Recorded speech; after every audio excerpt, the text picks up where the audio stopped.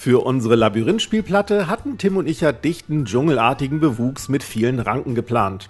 Entsprechend haben wir dafür mit verschiedenen Materialien experimentiert, sodass nun für uns ein wild wuchernder Gartenbauplan und für euch ein praktisches Ranken- und Lianen-Tutorial herausgekommen ist. Und damit moin moin und herzlich willkommen zum TWS. Um euer Gelände mit Ranken zu versehen, braucht ihr im Grunde nur 1 bis 2 verschiedene Schnüre oder dünne Wolle. Achtet bei den Schnüren darauf, dass diese nicht zu starr sind, sondern sich flexibel biegen lassen. So ein Sisal bzw. Paketband beispielsweise hat zwar eine passende Rankenstruktur, lässt sich im feuchten Zustand allerdings nicht unbedingt nach Belieben verformen. Da Tim und ich die Ranken eng über die Mauern wuchern lassen möchten, haben wir uns daher für dieses günstige Bastelgarn vom Teddy Shop und diese Kuschelwolle aus dem Euroladen entschieden. Außerdem benötigt ihr noch feines Flock und ultrafeines Turf in jeweils 2 bis 3 Färbungen, damit ihr beim Gestalten Abwechslung habt. Ein Tutorial, wie ihr eigenes Flock günstig aus Schaumstoffresten herstellen könnt, habe ich euch oben verlinkt. Ansonsten kann ich die Produkte von Woodland Scenics empfehlen. Die Schnüre und das Flock werden nun in 3 Durchgängen mit Trocknungszeiten dazwischen aufgebracht. Dank dieser Pausen könnt ihr die Materialien viel gezielter einsetzen, als wenn ihr alles in einem Rutsch verbasteln und begrünen würdet. Ihr seht gleich, was ich meine. Schneidet zunächst den dünnsten eurer Fäden in einzelne Stücke zurecht. Am besten etwa 1,5 bis doppelt so lang, wie das zu gestaltende Objekt hoch ist. Rührt dann ein wenig Holzbraun mit etwa derselben Menge Holzleim und etwas Wasser an, um darin die Fäden zu tränken. Lasst die Fäden dabei richtig schön feucht und matschig werden. Zieht die Fäden anschließend einzeln und an einem Pinsel heraus, damit die Fäden nicht mehr vor Farbe triefen und nur noch feucht sind. Legt die Fäden nun nacheinander als Ranken über das zu gestaltende Objekt. Startet am besten am Boden und drückt den Faden mit zum Beispiel einem Zahnstocher ans Objekt und bringt ihn so in Form. Leicht geschwungen, neben und übereinander und vor allem schön unregelmäßig. Streut auf die feuchten Fäden nun ein wenig von eurem Turf bzw. feinstem Flock.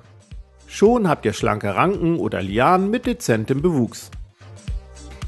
Nach dem Trocknen sind die Fäden dank Farbe und Leim übrigens steinhart und ihr könnt den Überschuss vorsichtig absaugen. Schnappt euch für den zweiten Durchgang einen dickeren Faden, um kräftigere Ranken darzustellen. Zum Beispiel diese Kuschelwolle, die besonders ungleichmäßig ist und dadurch eine prima Rankenstruktur hat. Schneidet wieder einzelne Stücke zurecht, die dieses Mal gerne noch länger als zuvor sein dürften, und tränkt sie danach in den bekannten Farbe-Leim-Wasser-Mix. Weiche Wollfäden sind besonders flexibel und lassen sich ganz nach Belieben formen und übers Objekt legen. Als Streu zum Begrünen nehmt ihr nun feines Flock. Wer mag, kann zusätzlich noch feines Turf wie zuvor drüber rieseln lassen. Dank der Feuchtigkeit haften Flock und Turf auch an diesen Fäden. Der Holzleimanteil sorgt dann beim Trocknen für eine dauerhafte Verbindung. Seid übrigens nach dem Trocknen mit dem Absaugen des Überschusses gerne vorsichtig, denn alles, was am Boden liegt, sieht ja durchaus nach natürlichem Bewuchs aus und kann ganz nach Geschmack einfach liegen bleiben. Damit euer Rankengestrüpp noch unregelmäßiger aussieht, könnt ihr nun noch einen dritten Durchgang mit anderen Flock- und Turffarben starten. Lasst danach wieder alles gut durchtrocknen, saugt den Überschuss ganz nach Geschmack ab, um eure Gartenarbeit abschließend zu fixieren. Nehmt dafür entweder den Krautfixer von Krautcover oder einen eigenen Mix aus Holzleim und Wasser. Damit dieser dann optimal vom Flock aufgenommen wird, sprüht vorher ein wenig Isopropanol übers Material, um so die Oberflächenspannung vom Holzleim-Wassermix zu brechen.